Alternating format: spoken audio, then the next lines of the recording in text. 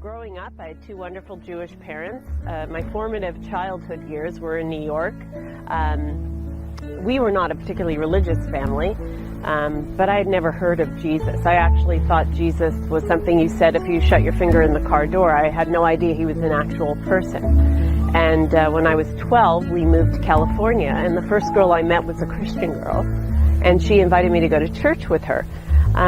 So my parents were open to me making new friends and having new experiences, and I think the most important thing that they had taught me growing up was to formulate my own opinions, to make up my mind, my own decisions.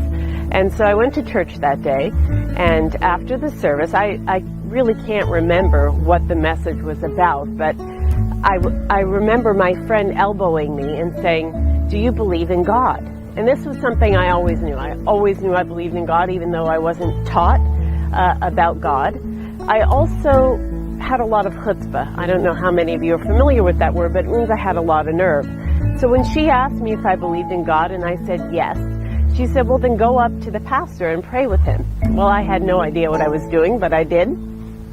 Went up to the pastor that day in front of the congregation and said, "Hi, Pastor, I believe in God and I'm here to pray with you." And that was the very first time that I had ever heard the story of who Jesus was. And he explained in very simple terms. He said, yes, God existed and that he knew me and he loved me, but that if I felt a distance from God, it was because of my own sin, a broken relationship. Not so much anything I had done, but just simply part of the human condition.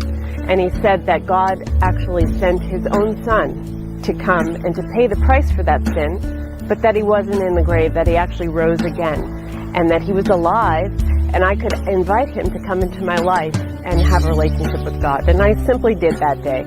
Now, I don't know how much you know about Jewish mothers, but I went home that day, and I said, "Mom, guess what? I've become a Christian."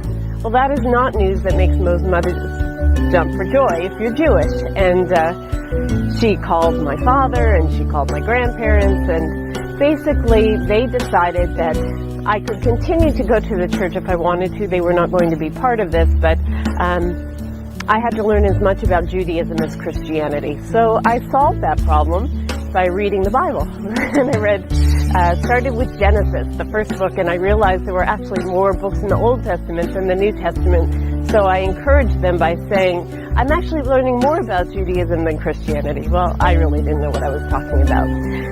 But whatever had happened in my heart that day was real, and it began a journey in my life. And when I was 16 years old, my mother actually called me to tell me that she had become a believer in Jesus as well. So I went back. I wasn't living with her at the time. I was living with my father, and went back, and we began to share our journey of faith together. So I encourage any of you that may be going down this road yourself and wondering if Jesus is more than just a name in passing, to actually open the scriptures for yourself, to start reading the Bible and find out for yourself whether Jesus is really who he said he was.